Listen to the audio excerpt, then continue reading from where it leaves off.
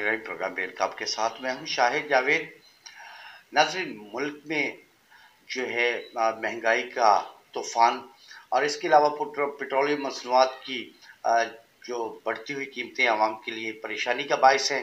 आटे की लाइनें और इस वक्त हुकूमत क्या कर रही है, और इसी हवाले से जो है महंगाई के हवाले से बात करेंगे।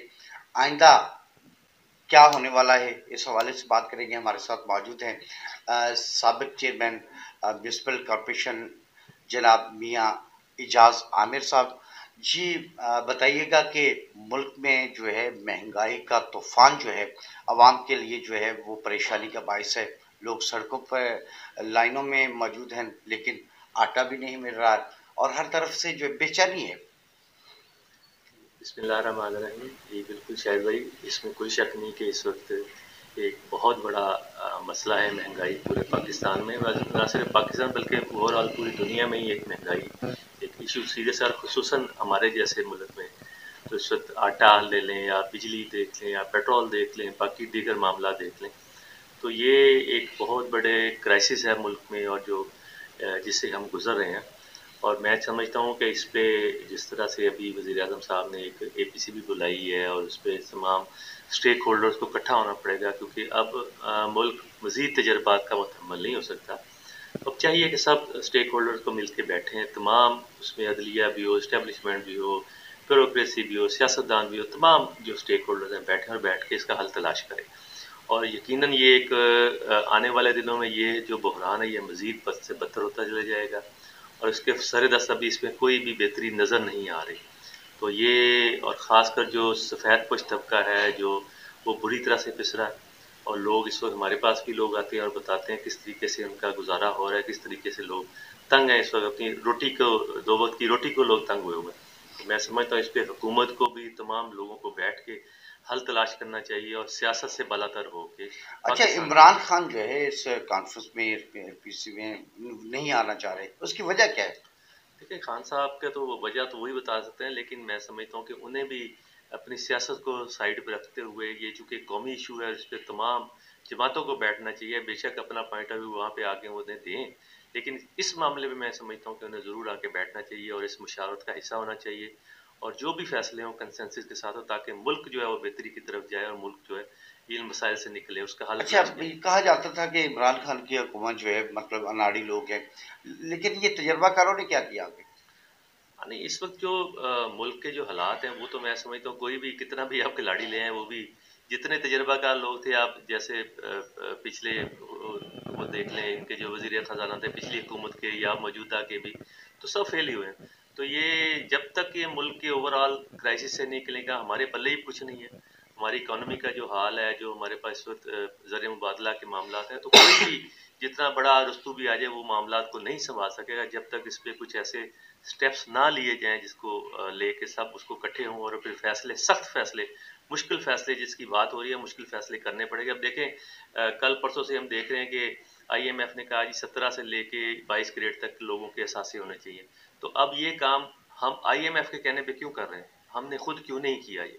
तो ये इस तरह के फैसले हैं, ये पहले अपने घर से हमें शुरुआत करनी पड़ेगी, पहले अपने मामला को ठीक करना पड़ेगा, फिर हम आगे की तरफ। और अब तो देखें, जितने भी बैन अवी इदारे हैं वो कोई भी पाकिस्तान की मदद करने को तैयार नहीं है, क्योंकि हमने पिछले सालों में जो कुछ किया है, किसी भी अपनी बात पे खड़े कोई भी ऐसे हमने स्टेप्स नहीं लिए जो मैं समझता हूँ कि बेहतरी की तरफ होना चाहिए। तो इस वक्त टाइम है कि अपने उस ट्रस्ट को भी बहाल करने का, अपनी जो मामला इस वक्त जो पिछली हुकूमतों ने तमाम ने मिलकर उसमें जिस तरह के मामला पिछले को छोड़ दिया जाए कि किसने क्या किया किसने नहीं, इस वक्त सबको इकट्ठे हो जाना चाहिए और मुल्क की बेहतरी के लिए मिलकर काम करना चाहिए। अब ये सब बिहार खान शहर की बात करते हैं।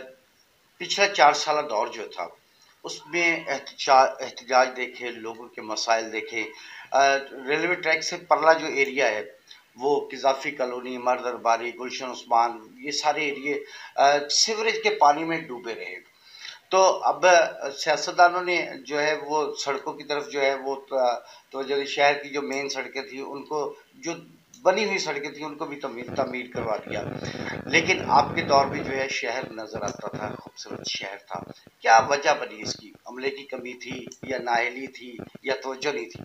इसमें सारी चीज़ें हैं। एक तो मैं समझता हूँ प्लानिंग गलत की गई, जो भी साबका दौर थे। अब उस पर क्या बात करें कि जो आपने जो बात की है कि नहर से परली तरफ जो शहर का इलाका है, गुलशन उस्मान, मठ दरबारी, थली रोड, जो अपना बाकी जो है बस्ती हाजी अहमद को ले लें, रहमान कॉलोनी को ले लें, और कजाफी कॉलोनी, वाला चौक, ये वो इलाके हैं जो सब बदतरीन इस वक्त सीवरेज के मसाइल से शिकार है। तो मैं समझता हूँ जो अरबों रुपया उन बनी हुई सड़कों पे लगाया है, पहली प्रायोरिटी हमें उन इलाकों को जो सीवरेज का मसला था उस पर हल करना चाहिए। तो ये प्लानिंग, ये उनका विजन जो हमारे सियासतदान थे उन्होंने, मतलब देखिए आप वहाँ पे, मेरे पास अभी भी लोग समझते हैं कि शायद मैं चेयरमैन हूँ, मुझे लोग व्हाट्सएप भी करते हैं, मुझे कॉलें भी करते हैं, तो मैं उन्हें बताता हूँ कि भाई अच्छा, किजाफी कॉलोनी आपने भी विजिट किया होगा, मेन गली जो है वो पानी से, बाकी लिंक गलियां जो है टोटली पानी से। फिर बल्दिया ने ये किया कि वो रिहायशियों को नोटिस जारी कर दिया कि आपने नुकसान के खुद जिम्मेदार होंगे, ना तो उठ जाने से। तो ये क्या सीन था? देखिए ये मेरे नोटिस में नहीं कि इस तरह का कोई नोटिस, लेकिन मसाइल वहाँ पे सीवरेज के हैं, और उस पे एक तो ये मेन सीवरेज की मेगा जो लाइन है, बस जनरल बस स्टैंड के पास, ये 2-3 जगह सेटल हो गई, बैठ गई, और ये एक बहुत बड़ा मसाइल का इशू बना, जिसकी वजह से ये इलाका डूबा। लेकिन इसको प्रायोरिटी पे ठीक करना चाहिए था, बजाय इसको कि सड़कों की कारपटिंग के ऊपर पैसे लगाए जाते हैं। इन ये जो गरीब आबादी वाले इलाके हैं, इन पे मैं समझता हूँ सबसे पहले फोकस करने की ज़रूरत थी। जो हमारे जो सियासतदान थे उन्होंने इसको निगलेक्ट किया, और उन्होंने इन इलाकों को इनकी तरक्की से महरूम रखा, और आने वाले दिनों में इसको ये फेस करना पड़ेगा।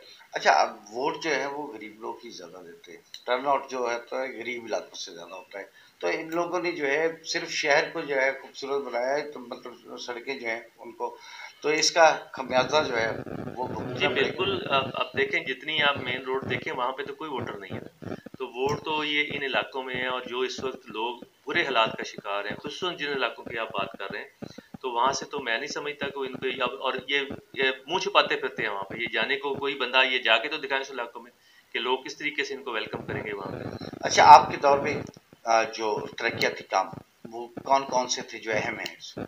देखिए हमने तो ओवरऑल पूरे शहर को फोकस किया था, और उसमें गली मोहल्लों में हमने सफाई के निज़ाम को, सीवरेज के निज़ाम को बेहतर बनाया, नई सड़कें बनाई, पार्क्स बनाए शहर में, स्ट्रीट लाइट को आप देखें, हमने ट्रैफिक सिग्नल इंट्रोड्यूस कराए शहर में, हमने बल्दिया में तेल की जो चोरी थी उसकी रोकथाम के लिए हमने ट्रैकिंग सिस्टम वहाँ पे लगाया, एक पूरा स्काडा का सिस्टम इंट्रोड्यूस कराया। हम जो सैनिटरी वर्कर थे उसकी सफाई को, उनकी हाजिरी को यकीनी बनाने के लिए मैंने बायोमेट्रिक इंट्रोड्यूस कराई। हर गली मोहल्ला, हर जो यूनियन काउंसिल में काउंसलर के हल्के की हद तक मैं वो उसको वहाँ पे लेके गया, और 4 दफ़ा हाजिरी लगवा के उनकी हाजिरी को यकीनी बनाया था, जिससे सफाई की जो निज़ाम था उसमें बेहतरी आई थी। तो बहुत सारे इस तरह पार्क्स को हमने बनाया था। हमने शहर के तमाम बाज़ारों पे इंक्रोचमेंट पे काम किया था। आपने देखा उस वक्त आपको गली महल्ले मेन बाज़ार खुले नज़र आते थे। टायर किलर्स लगाए थे ताकि ट्रैफिक में जो फरावानी है उसको बेहतर किया जा सके। स्ट्रीट लाइट्स को बेहतर किया, पार्क्स बहुत बेहतरीन बनाए थे, आज सारे पार्क उजड़ गए। तो बहुत सारे काम थे जो हमने किए। इसके साथ साथ एक बहुत बड़ा आने वाले दिनों में इंशाल्लाह रहीम यार खां के शहरियों को उसका वो काम होता है। हमने एशियन डेवलपमेंट बैंक को बुला के उनकी टीम के साथ पूरे यहाँ पे मुज़ाकरात किए, उनको अपने तमाम एग्जिस्टिंग जो इंफ्रास्ट्रक्चर था उसको दिखाया, और हमारे जो जो मसाइल थे उनके साथ डिस्कशन होने के बाद, कोई 8-10 मीटिंगें होने के बाद, वो हमने इसको अप्रूव कराया। और वो इंशाल्लाह इस साल, अब चूंकि हालात ऐसे हो गए, थोड़ा सा डिले हो गया है, लेकिन अब वो हमारी उसके लिए टेंडरिंग का प्रोसेस शुरू हो गया, और वो अरबों का प्रोजेक्ट है। अगर वो इंशाल्लाह थोड़ी सी ये स्टेबिलिटी आ जाएगी घराटी को, तो वो जब शुरू होगा तो शहर का तमाम सीवरेज सिस्टम है, सड़कें हैं, पार्क्स है, वाटर सप्लाई का है, और सॉलिड वेस्ट पे हमने, उस पर ज़्यादा हमारा फोकस सॉलिड वेस्ट का था। तो वो जो ही एशियन डेवलप उसकी सैंक्शन हो गई है, पैसे उसके अलॉट हो गए हैं, उसकी टेंडरिंग का प्रोसेस चल रहा है, और वो महकमा जो है पब्लिक हेल्थ और उसके जो हैं हमारे यहाँ पे एक्सीडेंट रह के गए अख्तर अब्बासी से, वो सारा उसको टेकअप कर रहे हैं। तो इंशाल्लाह उससे आने वाले वक्त में और बेहतरी आएगी शहर के अंदर। अच्छा, खिदमत का सिलसिला जारी रखना है, तो क्या प्लान है नेक्स्ट? इंशाल्लाह जी आगे मेरा प्लान है कि शहर की जो सीट है 262 से सूबाई असम्बली का इलेक्शन लड़ा जाए, और अपनी इसी कारकर्दगी और अपने इस तमाम खिदमात जो भी शहर के लिए की है उसको अवामी अदालत में लेके जाए, और अवाम उसको जज करें। और मैं समझता हूँ कि जो फैसला अवाम करेगी हम उसको कबूल करेंगे। अच्छा, ये एमपी तो किस जमात का, किस प्लेटफॉर्म पे? देखिए अभी तो मैंने एमपीए की बात की है, आगे इंशाल्लाह जमातें जो हैं सारी अपनी हैं कोई ना कोई तो नहीं अभी समझते हैं तो कि मैं खिदमत के एवज आवाम जो है देखिए, वो। मैं तो कहता हूँ मुझे आवाम की टिकट की जरूरत है। बाकी तो सारी आपके साथ है, अगर आवाम आपको चाहेंगी तो इंशाल्लाह। अच्छा, बल्दिया में खिदमत करने का ज्यादा मजा नहीं आता? देखिए, बल्दिया इस वक्त बल्दिया तो है ही नहीं।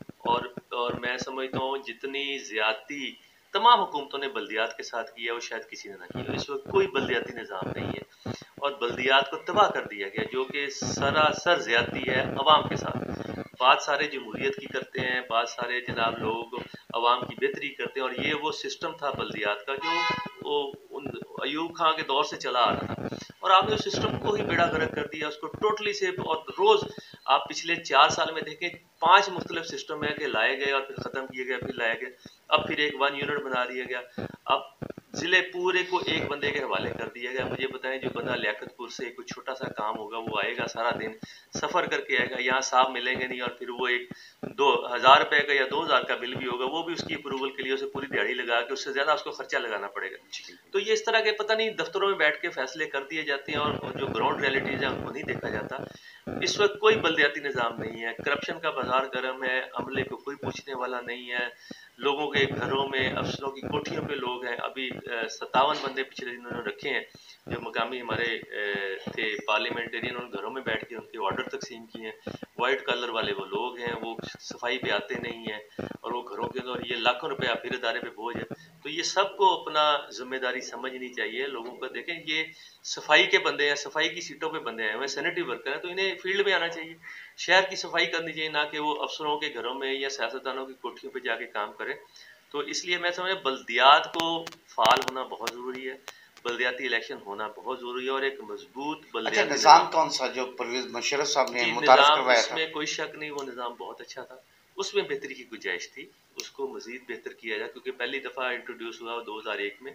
तो फिर आगे उसको चलता, जब यूं ही वो चलता, आहिस्ता आहिस्ता उसके अंदर जो भी खामियां थी वो दूर होती जाए। लेकिन ओवरऑल अगर आप देखें तो उसमें हर लिहाज से बेहतरी थी उस निज़ाम के अंदर। पिछले दिनों जो मैं पहले भी रेलवे ट्रैक नहर से परली साइड की बात कर रहा था, तो हमारे ऑफिस में भी और जो चौक पठान स्थान वहाँ भी एहतजाज हुआ, और एमपीए जो मौजूदा, वो जो सबक एमपी अब हो गए आसम मजीद साहब, उनके खिलाफ नारे लगाए गए। और अब उनको वोट मिलने की, हमने पहले एक प्रोग्राम भी किया था ऐसा, तो हमारे मेरे साथ अब्दुल कदूस साहब थे, तो उनको वोट मिलने की लोगों ने फैसला कर लिया कि उनको वोट नहीं देंगे। और इसी तरह जो है बगदाद कॉलोनी में बैनर छपे, बैनर लगे गलियों में। तो ये क्या खिदमत का वोट ही होता है, गलियों को साफ करने का वोट होता है, या कोई और भी एमपीए के फ्राइज होते हैं? देखिए, ये बदकिस्मती है हमारे यहाँ के लोग। हमारा सिस्टम ऐसा है कि लोग समझते हैं जो हमारे पार्लियामेंटेरियन हैं, उनका शायद काम यही रहेगा, और ये हो भी ऐसे ही रहा है ना, कि अगर कोई भी काम हो, सिस्टम ऐसा बन गया कि बगैर एमएनए एमपी की इन्वॉल्वमेंट के वो होता नहीं है। तो हालांकि इनका काम कानून साजी है, असम्बली में जाके इन्हें कानून बनाना चाहिए। और वही बात जो मैं बात कर रहा था कि पूरी दुनिया में बल्दियात मजबूत हैं, ये सारे मामला बल्दियात हल करती हैं, और एमएनए एमपी जो है अपने जाके असम्बली में अपना जो आईनी कानूनी रोल है वो अदा करते हैं।